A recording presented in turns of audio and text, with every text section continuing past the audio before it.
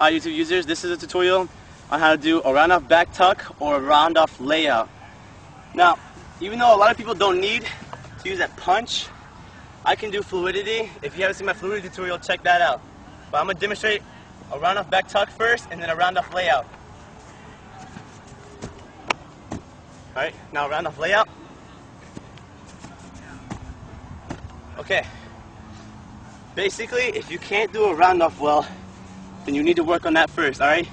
If you can try standing back flip and get as close enough to where you can land here, then if you can use the rebound of the round off right, you can probably do that round off back tuck before you do the standing one.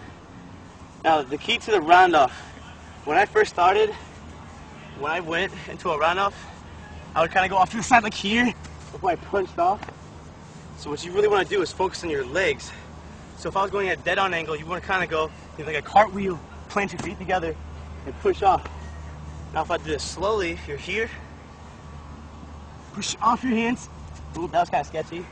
But once you're in the handstand part, of a round off, once you're about here, bring your feet together, and then push off your hands. Now, let's see, it's kind of hard to demonstrate it slow. So, let's see, I'll do one real quick. I'm going to slow this down so you guys can see what I'm doing.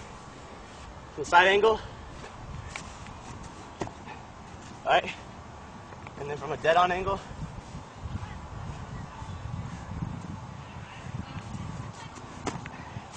Whoa, too close. Alright. Alright, let's see, the round off. Handstand position. Bring your feet together. Turn your legs at first. Kind of reach out. Push hands, feet together. And then push off your hands.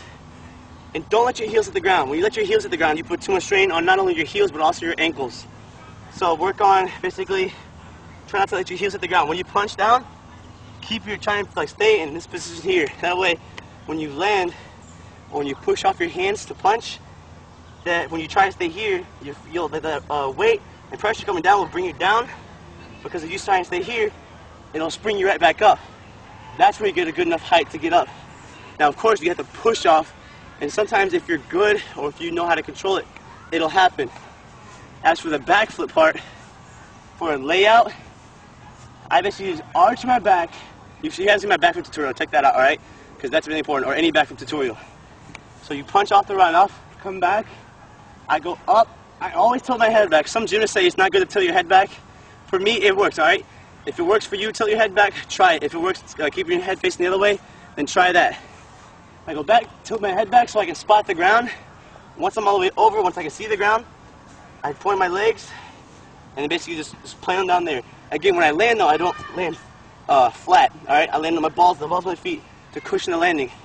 For the back tuck, it's kind of the same thing. I go up, tilt my head back a little bit, and then I tuck. And that tuck will bring me around enough time to see the ground, and I spot. I'm going to do a round off layout. This one will be in slow motion.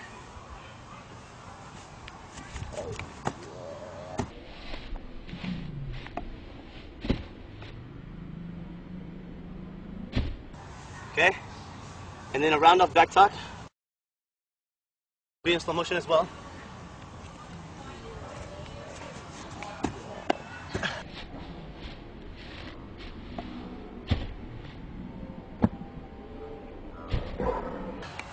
Now there's two ways to tuck. A few ways. One way, grab the knees. Other way, grab behind the legs. Whichever way works for you. Okay. And again, like I was saying, I'm trying to start to say in my new tutorials is, if something's not working for you that I mentioned in my tutorial, figure out what you're doing wrong, what you would do to fix that, and think of things that you could do to fix that.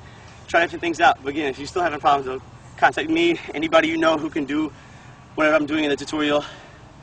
And then that's pretty much it. That's the tutorial for round off backflip. Thanks.